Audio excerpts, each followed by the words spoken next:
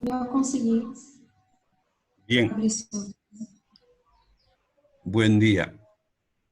Hoy día vamos a tocar un tema que también es importante en epidemiología y que es importante que nosotros conozcamos este tipo de patologías, las cosas o los instrumentos en epidemiología se van a utilizar sobre todo para identificar este grupo de enfermedades que en cualquier lugar, en cualquier región, es muy importante, ¿no?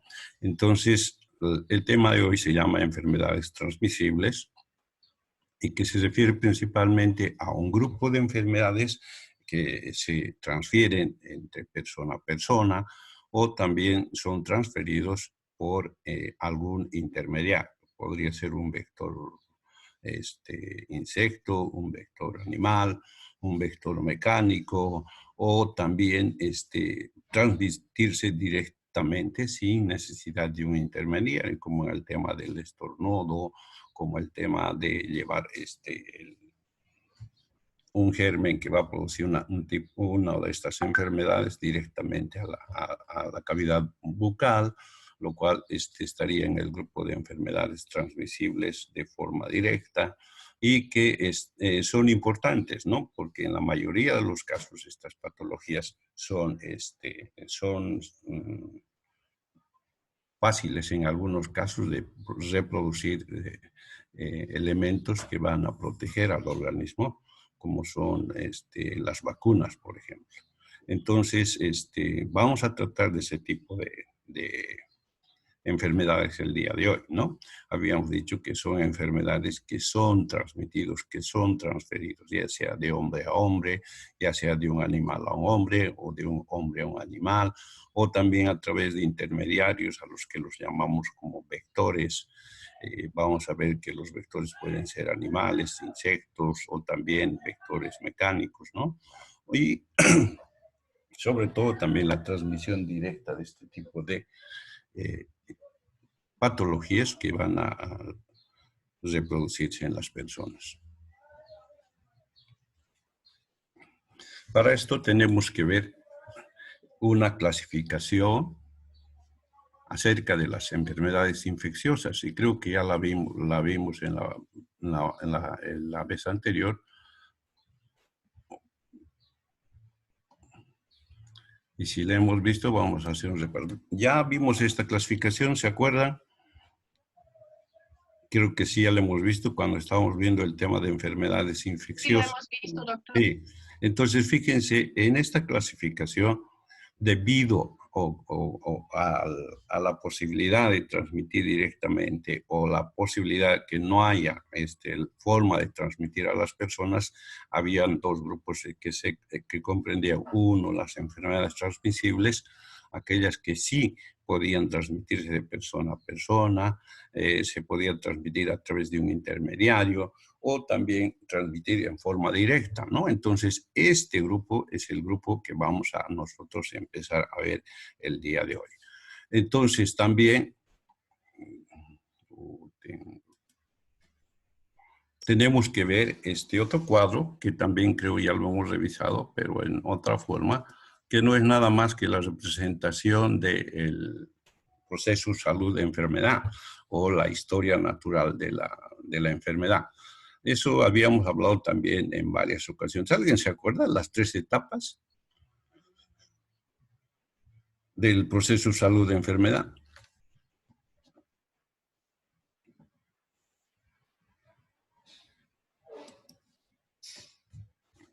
¿Alguien? ¿Está Eric?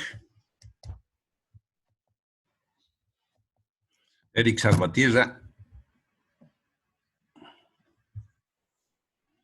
¿No está?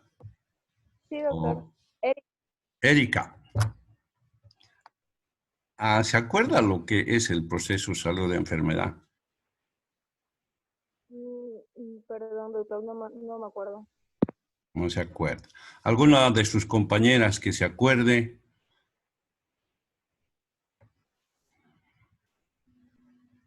habíamos dividido en 1, 2, 3, en 4 etapas. En realidad la primera era una etapa en la cual se suponía que nosotros estábamos en un estado bueno de salud, o sea, en un aparente estado de salud bueno. ¿Se acuerdan? A esto se llama el... ¿Alguien se acuerda? Prepatogenia. ¿Cómo? Doctor Moisés dice en el chat 1, penetración, 2, multiplicación, 3, invasión. No. Prepatogenia, clínica. Ah, eso, sigamos. Prepatogénica es la segunda etapa en el proceso salud de enfermedad. Después viene la etapa Clínica. patogénica o clínica, ¿no? Luego viene la etapa Resolución. resolución, recuperación, rehabilitación y finalmente ese es el proceso salud de enfermedad. En este caso, en el tema de las enfermedades transmisibles, también tenemos que tomar en cuenta este tipo de herramienta que tenemos en epidemiología, sobre todo para medir el momento en el cual nosotros podemos realizar las diferentes actividades, sobre todo para prevenir, si fuera en el primer momento, para realizar prevención primaria, si fuera en la segunda etapa, para realizar una prevención terciaria en la tercera etapa, o finalmente hacer prevención para la posibilidad de un nuevo episodio de la epidemia, ¿no? Entonces, acá tengo un cuadro que más o menos nos asemeja a eso. El primer periodo de incubación es el periodo en que una persona, después de estar en un estado de equilibrio, que lo vamos a ver en la siguiente diapositiva, porque también se requiere conocer eso, es el momento en que nosotros podemos hacer, por ejemplo, la prevención primaria. ¿Y se acuerdan lo que era la prevención primaria? También ya hablamos en la parte de introducción a enfermedades infecciosas en la primera clase.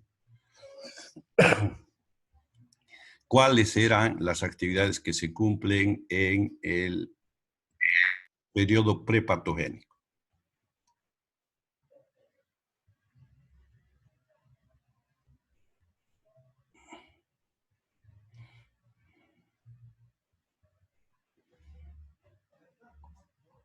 Moisés, ¿estás por ahí?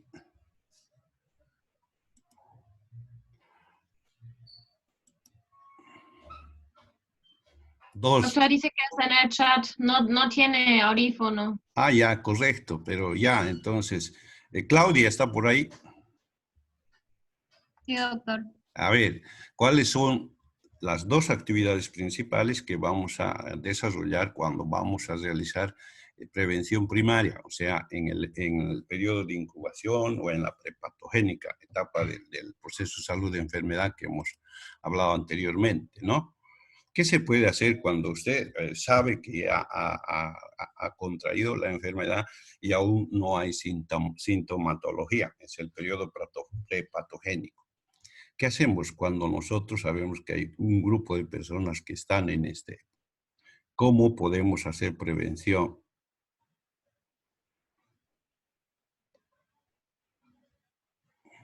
Esperar las manifestaciones de 7 a 10 días. Bueno, eso sería la señal o el límite en el que nosotros vamos a empezar a identificar la prepatogénica de la patogénica. Le decía, usted hoy día ha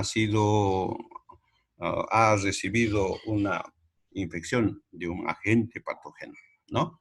Y va a ocurrir, hemos dicho, un promedio de 7 a 10 días de periodo de incubación. Es un periodo asintomático, es un periodo subclínico, aún no existe manifestación de síntomas. Entonces, nosotros acá podemos hacer prevención primaria, ¿no?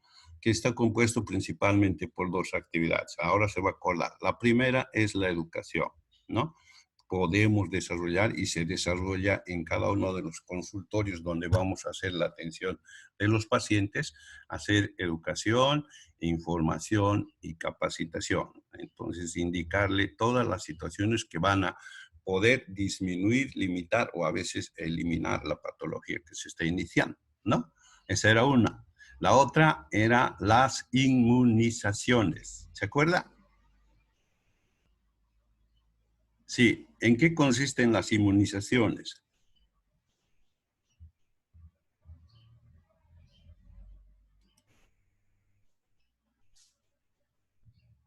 Joao Pedro, ¿está por ahí? Sí, está. ¿Qué son las inmunizaciones? Doctor, sea, por ejemplo, que el cuerpo ya tiene anticuerpos, como sea naturalmente formados por enfermedades o infecciones anteriores o quizás por vacunas. Ah, eso. Entonces, para nosotros, parte de las prevenciones primarias son las inmunizaciones, que significan adquirir anticuerpos a través del conocimiento, reconocimiento de los agentes que van a producir una infección, ¿no? Y ahí pueden ser en forma natural o puede ser en forma artificial. En forma natural, cuando nosotros somos afectados por una patología y el organismo forma anticuerpos a partir de esta primera llegada. Habíamos dado un ejemplo que era el tema de la tuberculosis, ¿no? Nosotros generalmente adquirimos inmunidad al tener un primer contacto con el bacilo de Koch, a la que se denomina prima infección tuberculosa. O cuando en otras patologías recibimos una vacuna en el brazo o en algún lugar que nos va también producir el tema de la inmunidad contra esa patología. Ahora sí que nos estamos acordando, ¿no? En el segundo periodo, acá tenemos un preperiodo entre los dos y justamente es el periodo donde vamos a mostrar los prodromos, ¿no? ¿Saben qué quiere decir prodromos? Pro quiere decir, a ver, vamos a ir utilizando también el glosario que les pasamos. ¿Qué nos significa para nosotros pro?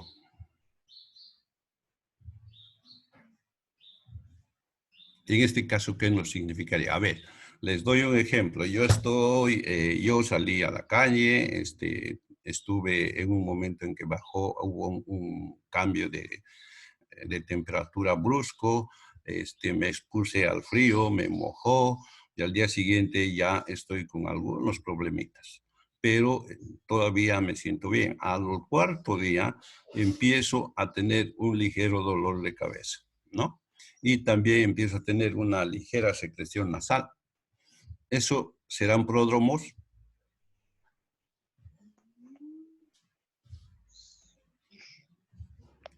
Sí, son pródromos. O sea, son las primeras sintomatologías que nos van a comunicar que está ocurriendo una infección en el organismo, ¿no? Uno de los pródromos generales, por ejemplo, es la cefalea, el dolor de cabeza. En casi todas las patologías al inicio siempre va a empezar a manifestarse por un dolor de cabeza. Entonces estamos hablando de esa fase, un periodo corto que existe entre la primera, entre la segunda y la tercera fase, entre el preclínico, o diría entre el prepatogénico y el patogénico. Entonces, en este periodo lo que podemos hacer en epidemiología, sobre todo, es aprovechar el tema de los conocimientos médicos, es aprovechar estos signos para poder orientarnos y hacer un diagnóstico, ¿no? Ya podemos aquí, por ejemplo, hacer exámenes para poder identificar lo que ahora están haciendo, las pruebas o los test para identificar el coronavirus en personas que aún no están desarrollando una sintomatología concreta, entonces está en este periodo. Luego tenemos el periodo patogénico, el periodo clínico, donde ya la enfermedad se suelta, existe sintomatología, podemos hacer pruebas de laboratorio, pruebas de imagenología, utilizar todas las pruebas que tenemos en logística para poder conseguir un diagnóstico. Entonces, en este periodo o el periodo clínico, la epidemiología nos permite desarrollar esto que se llama prevención secundaria, ¿no? Y que está compuesto principalmente por el tema de la curación. Nosotros en esta etapa acudimos a todo tipo de insumos, sobre todo para mejorar al paciente, para tratar de que el cuadro se pueda resolver en un tiempo más breve o para que la sintomatología no sea tan intensa que pueda perjudicar la salud del paciente. Pero que al final de este tratamiento vamos a tener un resultado que lo vamos a certificar como paciente curado o como paciente que ha desarrollado defensas y ahora el cuerpo se está recuperando de la patología, ¿no? Entonces, en este periodo utilizamos lo que se llama la prevención secundaria, que está compuesto por la actividad del tratamiento principalmente. Ya en la otra, la etapa de la convalecencia o en la etapa de resolución o recuperación que me indicó su compañera, también se puede hacer prevención. ¿Cuáles serían las actividades de prevención que hacemos en la etapa terciaria?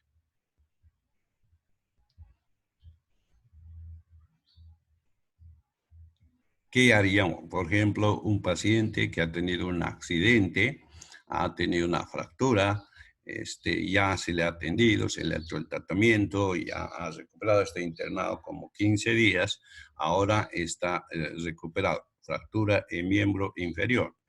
Entonces, ¿qué haríamos, qué otra actividad de prevención podríamos complementar a las tres anteriores?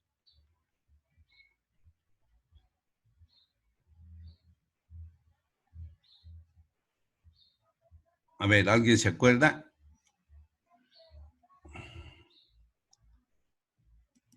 Voy a usar la lista.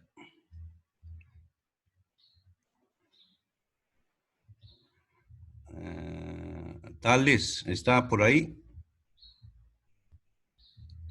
Tales 49223. Sí, doctor, estoy acá. A ver, dime, ¿qué actividad harías de prevención cuando ya el paciente ya se le ha dado de alta después de una fractura? ¿Qué más va a requerir este paciente?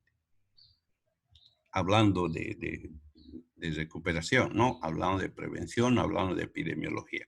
¿Qué más harías como médico? ¿Qué más indicarías vos?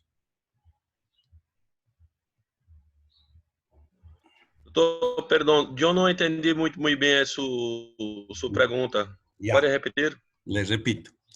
En la primera etapa, cuando había el periodo de incubación o el periodo prepatogénico, hacemos dos actividades de prevención. Se llama prevención primaria, de la educación, la información, la capacitación, más las inmunizaciones. En la segunda, que es el periodo clínico, donde ya el paciente está con todas las manifestaciones o el cuadro clínico completo, hacemos el tratamiento como un tema de prevención. En la tercera es la fase de recuperación o rehabilitación. Ya habíamos puesto el ejemplo de una persona que sufrió una fractura y que estuvo internado por 15 días. ¿Qué más podemos hacer para que esta persona disminuya o recupere la función lo más rápidamente posible? ¿Qué haría? ¿Qué actividades se hacen en esta? Doutor, eu creio que seja fisioterapia. Exacto, correcto.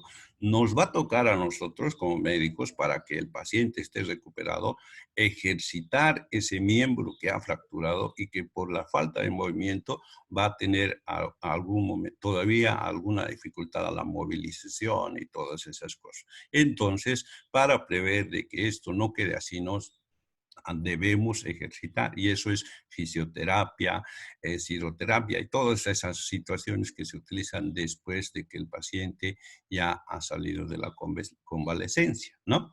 Entonces se dan cuenta, este tipo de cuadro o esta herramienta que se conoce el proceso de enfermedad, es muy importante, sobre todo cuando estamos hablando de enfermedades infecciosas.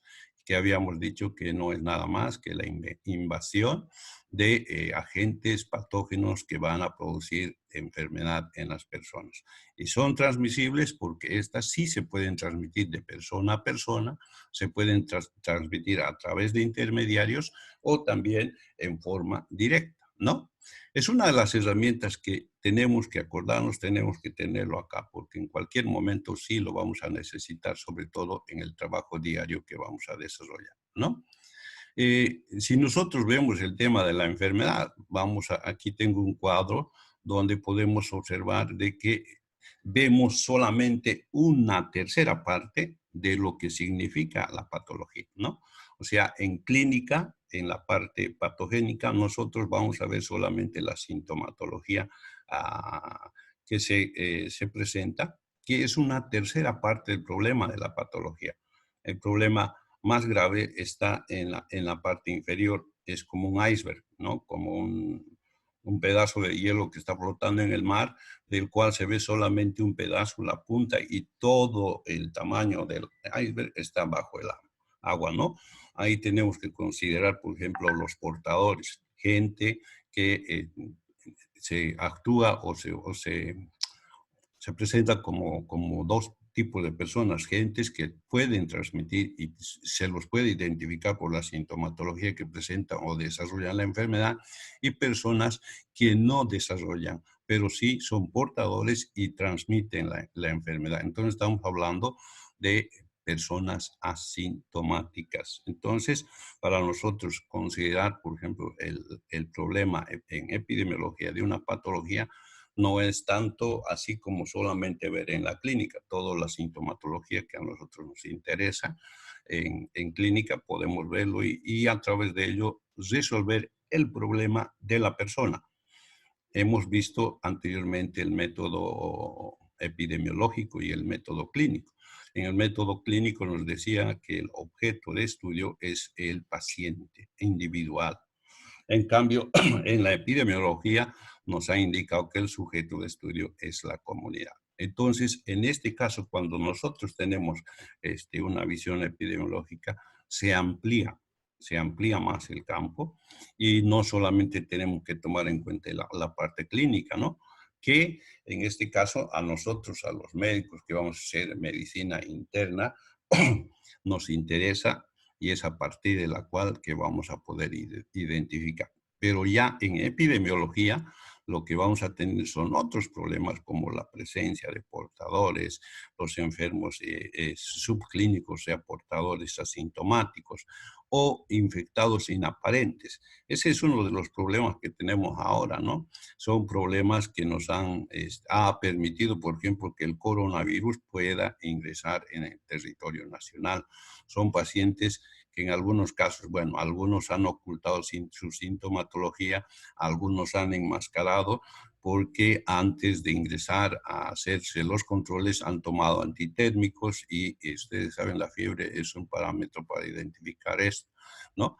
Entonces, y hay otros que sin tomar antitérmicos ni nada, están siendo portadores de la gente, pero que no desarrollan la enfermedad. Podría ser por su nivel de defensas que tienen o por alguna otra situación. Entonces, en epidemiología lo que tenemos que entender es que la clínica es una parte que se va a ver sobre todo en medicina interna, pero para epidemiología el problema va mucho más allá, ¿no? Proviene el lugar de donde proviene, el tiempo en la que se va a producir, el tiempo en que va a ir disipándose. Entonces, es una vista más grande. Por eso cuando hablamos de epidemiología es que alguien dice es el brazo derecho de la salud pública. Sí, a partir de ello nosotros podemos identificar, podemos ver sus propiedades, su comportamiento, podemos inclusive ver o calcular a través del apoyo de otras ciencias como es la estadística, la demografía, que son ciencias de cálculo, calcular la magnitud que va a tener. Eso es lo que han hecho. El ex ministro de Salud, por ejemplo, ha dado una proyección y que ha asustado a mucha gente. ¿no? Este otro ministro también ha hecho sus proyecciones y ha dicho fácilmente vamos a poder llegar a tal cantidad de afectados hasta que la epidemia vaya desapareciendo. Entonces, se puede hacer este tipo de situaciones, es una de las posibilidades que se puede o que se hace en epidemiología, ¿no? Tenemos que hablar, cuando les decía hace rato, de los portadores. En las infecciones es muy importante que podamos identificar este tipo de personas que son los que van a diseminar en realidad la patología. Portador sano es aquel que generalmente tiene a la gente y no produce la patología, pero sin embargo sí se convierte en un agente que está diseminando, que está transmitiendo, que está distribuyendo agentes patológicos a otras personas susceptibles, ¿no? El portador en periodo de incubación, algunas patologías como esta, como algo que tienen solamente unos 2, 3 días de facilidad de poder contagiar. Pasado esto, los agentes se desactivan. Entonces, este periodo, el periodo de incubación, no todo, sino en algunos días y en algunos también todo el periodo de incubación, son periodos en los cuales los agentes pueden ser transmitidos. Pero pasado esto, ya no existe transmisión. Existe un grupo de patologías que vamos a ir viendo conforme vayamos avanzando. El portador convaleciente es aquel que, pese a que ya ha curado, ya ha hecho su tratamiento, aún sigue diseminando, aún sigue produciendo contagio a las personas de su entorno. Por ejemplo, en esto podemos hablar de la salmonelosis. Los pacientes que han sufrido salmonelosis y que ya han sido curados, están convaleciendo, aún tienen que realizar tratamiento porque todavía están diseminando agente productor de la salmonelosis, ¿no? Entonces, en este grupo entra, por ejemplo, esa patología. El portador postconvaleciente en algunas infecciones intrahospitalarias, que quiere decir que son bacterias que se forman, que mutan y que cambian dentro de la infraestructura de los hospitales, producen este tipo de enfermedad, sobre todo en tracto urinario, ¿no?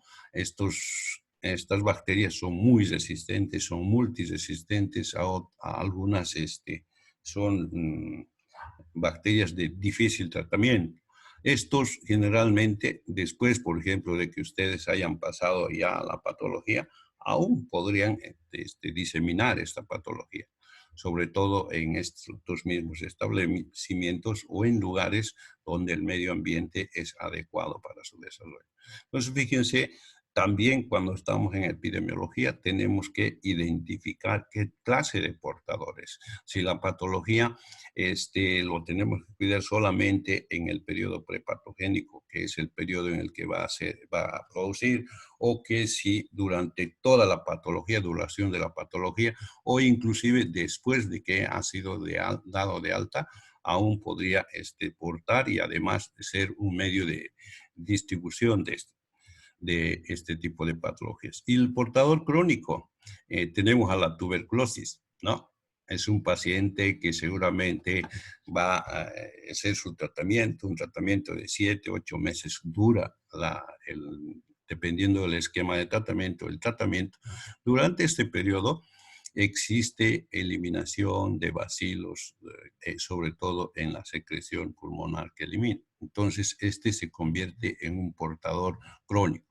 Mucho peor si no está en tratamiento. Entonces es una patología larga y que durante todo ese periodo va a estar eliminando este tipo de agentes, ¿no? Otra de las cosas, bueno, el resultado de todas estas cuestiones que hemos visto es que va a haber una respuesta de la comunidad dependiendo del tipo de vida que tengan, del tipo de actividades que desarrolle, vamos a poder, y sobre todo también del entorno, ¿no? Si es un entorno amigable para el agente patológico, si es un entorno que ofrece humedad, ofrece temperatura, ofrece lugares donde pueden desarrollarse fácilmente, entonces se va a convertir en varios tipos de patologías, como es la pandemia. La pandemia, que sabemos, es una enfermedad que está cubriendo casi todo el globo. ¿Verdad que en este momento, por ejemplo, estamos en un nivel de pandemia a través del coronavirus? Porque gran parte del territorio del mundo sí tiene este problema. La epidemia, habíamos dicho que es un proceso de una patología que emerge generalmente, temporalmente y en forma regional. Haber una epidemia que se ha reproducido así, habíamos hablado del cólera. El cólera, que es una patología que tiene un ciclo más o menos en promedio de 50 años y que generalmente afecta a un área. El último episodio, la última epidemia que ocurrió, por ejemplo, en Latinoamérica, la epidemia del cólera del 1991 hasta el 93, ha recorrido todo lo que es Sudamérica a partir de una persona, ¿no? Entonces, para nosotros a eso se llama. Una hiperendemia significa una población, una región bastante grande donde la patología permanece permanentemente. El Chagas es una hiperendemia. Tenemos una región que va desde el sur, desde México hasta el Cabo de Hornos. Entonces, en todo ese territorio existe esta patología y durante todo el tiempo. En cambio, en la epidemia son temporales, como el dengue. Solamente en la época de verano es donde se intensifica y se hace significativa la cantidad de casos, ¿no? La endemia finalmente es una patología permanente también, pero que solo afecta a una región limitada. También la hipoendemia significan lugares. Por ejemplo, en Bolivia, si hablamos de lugares de hipoendemia, vamos a poder identificar una enfermedad que es la fiebre amarilla, que solamente existe en algunas regiones y en forma permanente, pero que eso no significa que no puede afectar a una persona que está en un lugar donde no se produzca. Los viajes, sobre todo, son los medios por los cuales este tipo de patologías se reproducen. Por eso es que cuando ustedes están viajando de Brasil o están viajando de Bolivia a Brasil, exigen el carnet de vacunación, ¿no? Y los casos esporádicos son casos que se encuentran muy esporádicamente. Entre estos hay algunas patologías, por ejemplo, de las que antes se pensaba el tema que ya estaban erradicados, como el sarampión. Hoy sabemos que el sarampión nuevamente se ha tomado cuerpo y es una enfermedad que está desarrollándose como en tiempo normal. Antes de este periodo teníamos 1, 2 casos que se presentaban esporádicamente, sobre todo en América y parte de la Unión Europea. Donde no se había controlado es en Asia y en África. A partir de ahí se ha empezado nuevamente a difundir y hoy tenemos casos en todo lado, inclusive en Bolivia. Hay en Bolivia alrededor de 17 casos hasta la fecha. En cambio, en Brasil tenemos muchos más casos, ¿no? ¿Y qué es una enfermedad transmisible? Es una enfermedad causada por un agente infeccioso que puede producir daño por presencia o por presencia física de los agentes, que pueden provocar daño tisular, pueden provocar destrucción celular para su reproducción, como el tema de las infecciones parasitarias, o también por la presencia de toxinas. Uno de los problemas graves que podemos hablar, por ejemplo, es el tema de la fiebre tifoidea, que a través de sus toxinas que se producen, o la shigelosis, que es mucho más clara, que nos va a producir lesiones a nivel del sistema nervioso. Nos puede reproducir el síndrome de Guillain-Barré, nos puede reproducir sintomatología similar al tétanos, por ejemplo, ¿no? Al final de este tipo de cuadro podemos ver pacientes enopistótonos. Pacientes que tienen una contractura de la musculatura dorsal que va a hacer que la persona se arquee y hiperextiende el cuello, ¿no? Estas además tienen la característica que pueden transmitirse, se puede pasar de una persona a otra persona susceptible. Además de que la forma en la que puede transmitir puede ser directa, puede ser indirecta, puede ser por un intermediario o todas esas cosas. Lo vamos a ver cuando estemos viendo ya con mucho detalle sobre todo el tema de las herramientas de la epidemiología. Hoy, no sé si se acuerdan de esto o mejor de este otro cuadro. Bueno, en cualquiera de los dos es el mismo. ¿Se acuerdan de este triángulo que estaba conformado por el agente, el huésped y el ambiente? ¿Alguien se acuerda qué se llama? Vamos a seguir llamando por nombre. Tríada ecológica. Ah, la triada ecológica. ¿Por qué es importante, habíamos dicho?